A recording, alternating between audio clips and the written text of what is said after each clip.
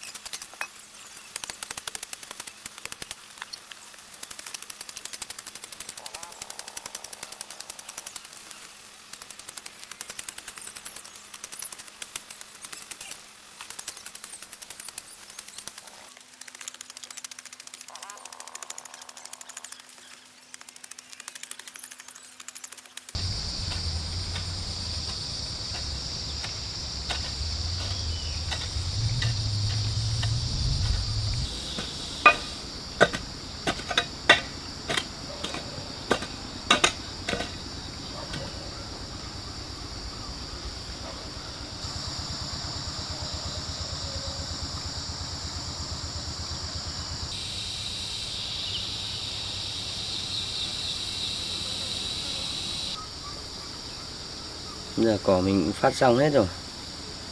Giờ mình đi đóng bộ bàn ghế.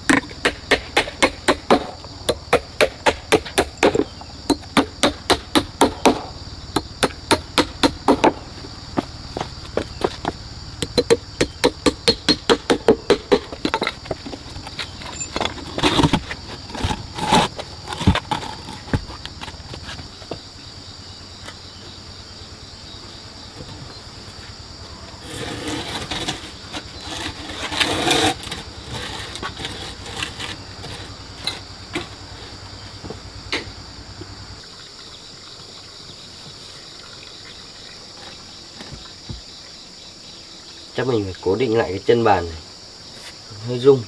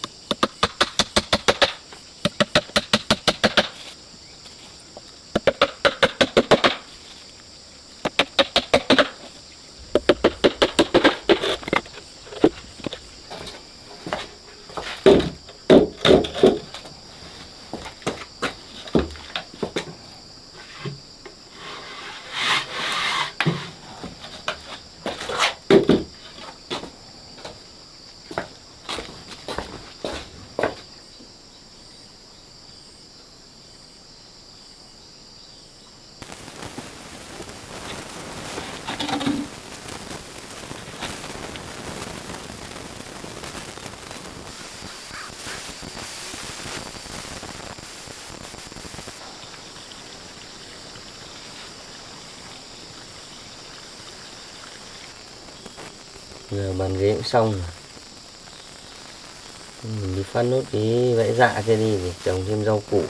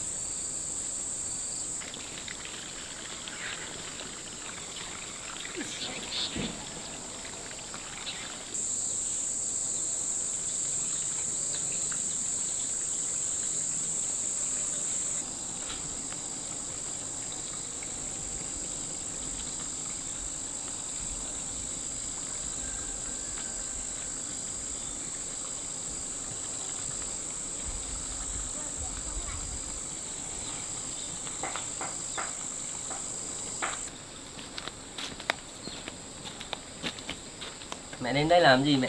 Ta đi chơi trong nhà thăm mày thăm con. Không xem mày làm ăn kiểu gì. Chưa gì đã muốn đuổi ta đi rồi à?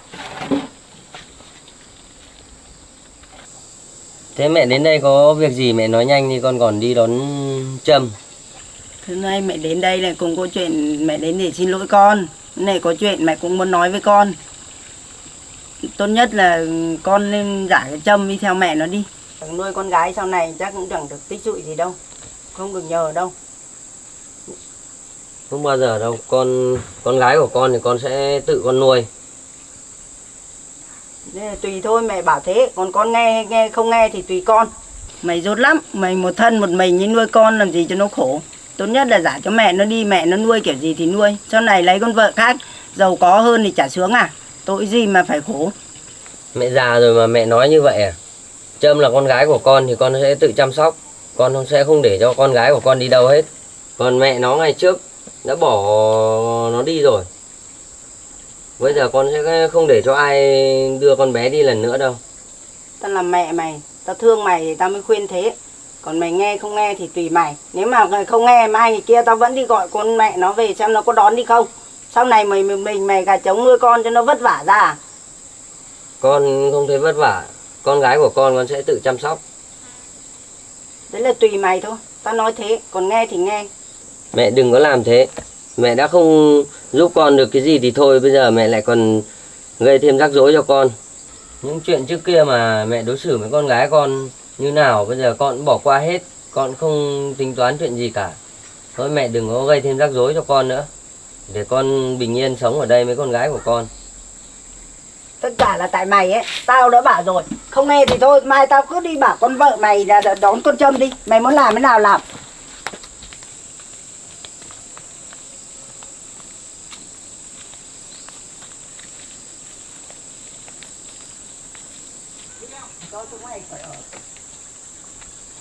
Sao mẹ mình lại có thể làm như thế được nhỉ? Sao mình cũng không bao giờ cho ai đưa Trâm đi lần nữa. Mình sẽ tự chăm sóc con của mình.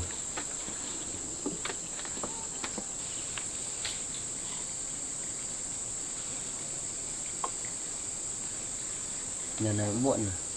Đến giờ đón con rồi.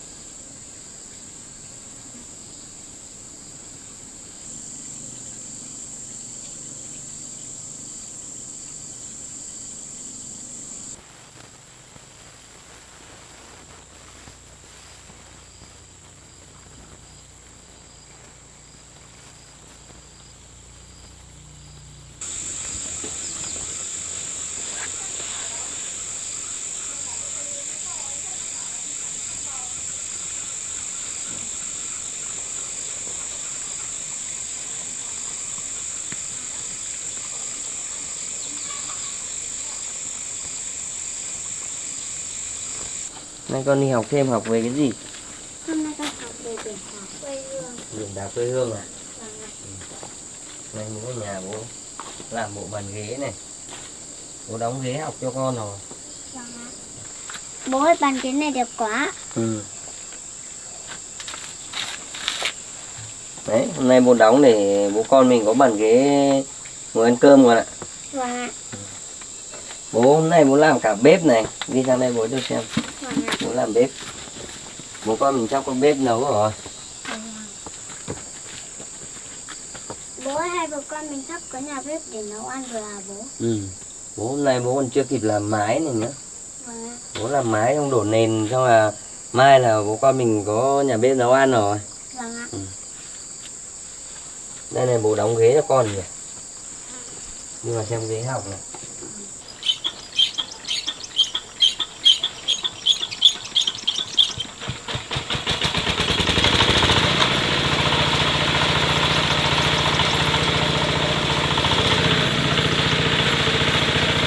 Đây con ngồi thử ghế bố đóng xem có vừa không? Bố cái ghế này đẹp quá. Ừ. Bố hôm nay cô giáo giao cho con nhiều bài tập lắm. Hôm buổi tối hôm nay bố dạy con học bài nhá. Ừ. Thế bây giờ để tối bố dạy nhá. Thế bây giờ bố con mình đi ra tưới rau, xong rồi bố nấu cơm ăn sớm, nhưng mà bố dạy sớm nhá. Vâng ạ. Ừ. Đi, bố con mình đi tưới rau. Bố ơi, hôm nay bố làm sạch cỏ ra bố. Ừ. Hôm nay bố nhà bố cào hết bãi cỏ này rồi. Vâng ạ. Con ở đây nhá, để bố đi lấy nước bố tưới rau nhá. Vâng ạ.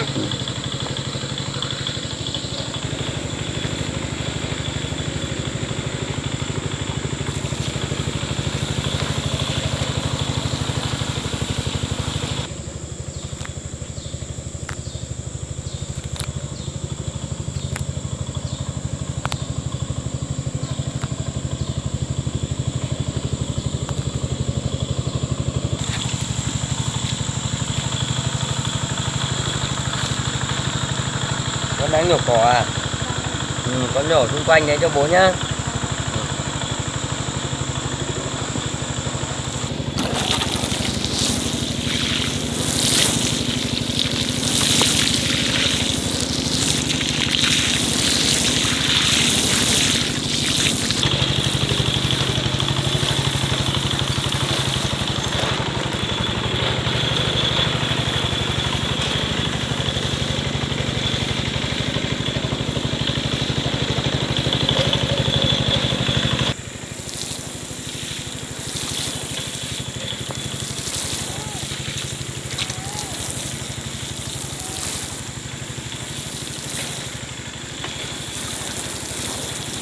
Bố ơi, con nhổ cỏ xong rồi. Ừ.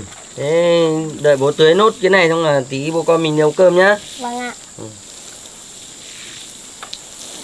Con đứng dậy đi không nó bắn vào người.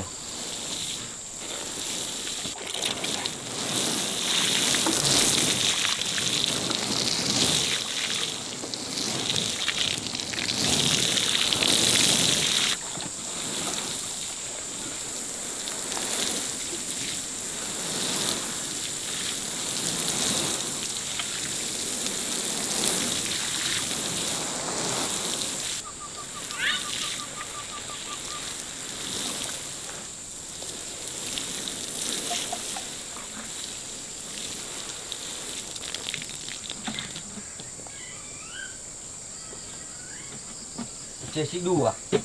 Vâng ạ. Bố ơi, bố ngồi đây cho mát ạ. Ừ, thì bố ngồi tí nhá. Vâng.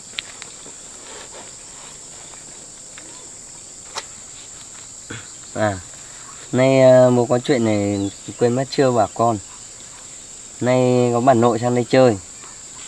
Bố ơi, bà nội có bảo gì không bố? Hôm nay bà bảo là đưa con về với mẹ. Con không muốn về với mẹ đâu bố.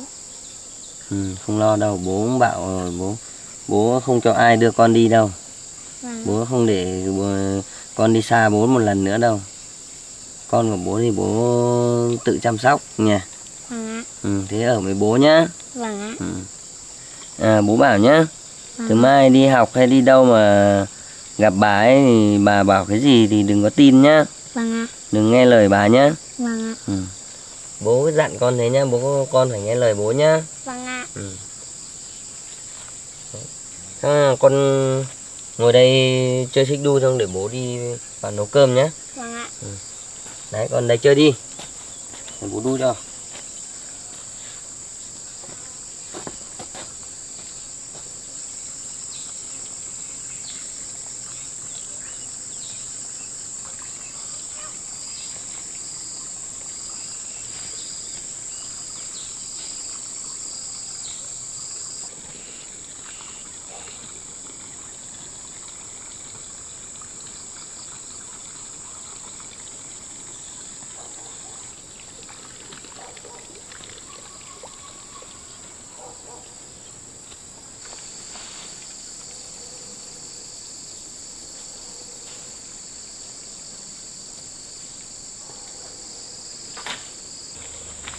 Bố ơi, bố nhóm bếp để con vo gạo cho bố nhá. Ừ.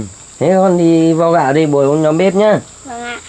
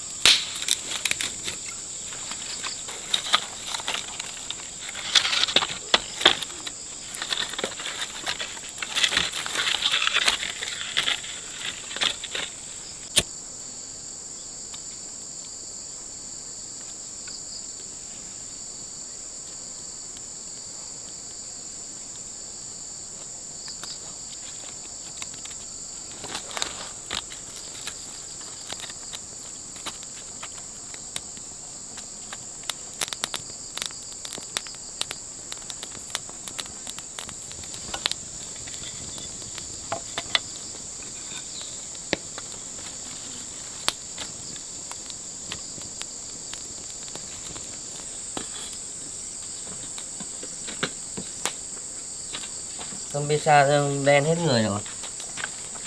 Đây con cầm đây.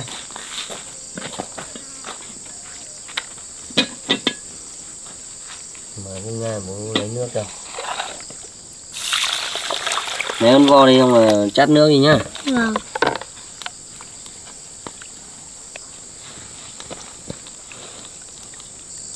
Con gái bố giỏi thế.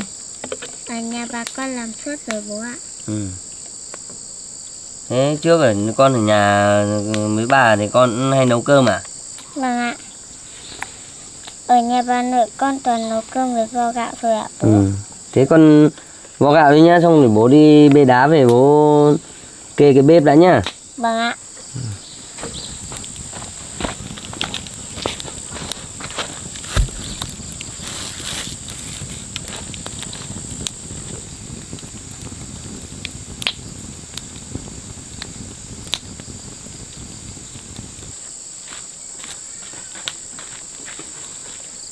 Con vo gạo xong rồi.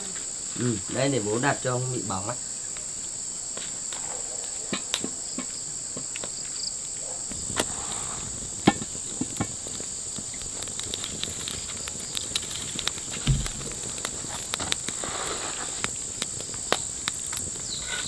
Rồi, con đây đun bếp cho bố đi lấy ghế cho nhá. Vâng ạ.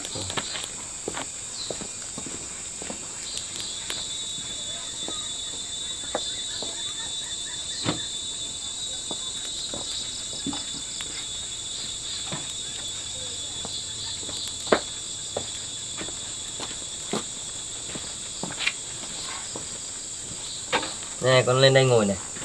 Vâng ạ.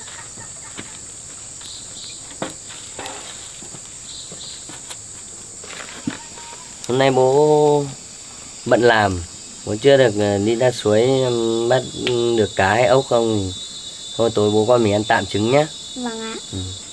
Bố ơi con thích ăn trứng luộc. Ừ. Con đi ăn trứng luộc à? Vâng ạ. Ừ. Tí bố luộc cho nhá. Vâng ạ. Ừ. Ngồi đây chơi.